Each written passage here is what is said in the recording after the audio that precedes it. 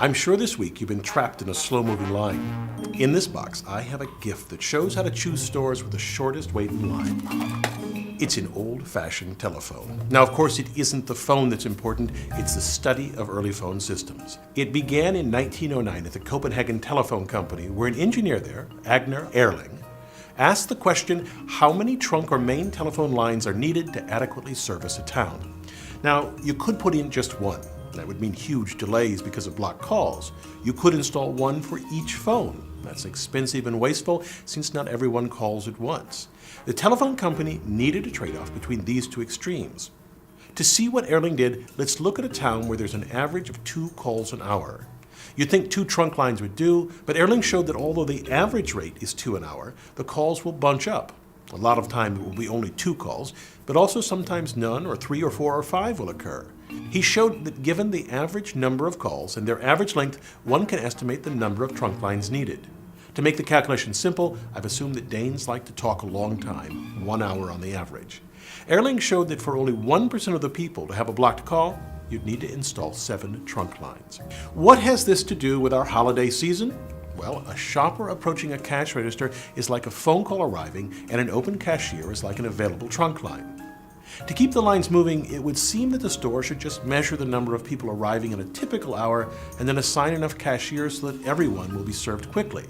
But as Erling showed, that's a recipe for gridlock. People will arrive in bunches, not spaced out evenly.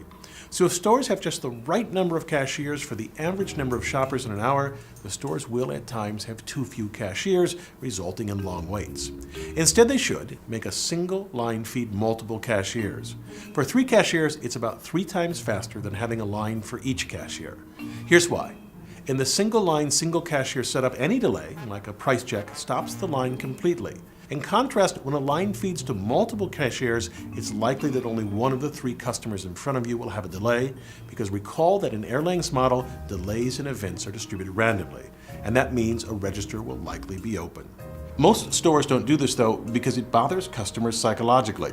Customers prefer unwisely to jockey for position. This also explains why other lines always move faster than your line, or at least why they seem to move faster. Picture yourself in a line with a line on each side. We'll label them A, B, and C, and assume you are in line B. Now, if it's random that any of these lines will have a delay, there are 6 possible arrangements of the fastest to the slowest line at any particular moment. It could be that A moves faster, or B moves faster, or C takes the lead. Now look at your line. Only twice out of 6 permutations did it come out in front. Thus, there's only 1 chance in 3 that it will be moving faster, and greater odds, 2 out of 3, that one of the other lines will breeze past you. So here is Erling's holiday message. Sure, today the other line moves faster, but some days you'll be in the faster lane. In other words, during this season, relax and let the odds be with you. I'm Bill Hammack, the engineer guy. Hello? Oh, hi, hon. Yeah. No, I'm not making a video. I'm out shopping. In fact, I'm stuck in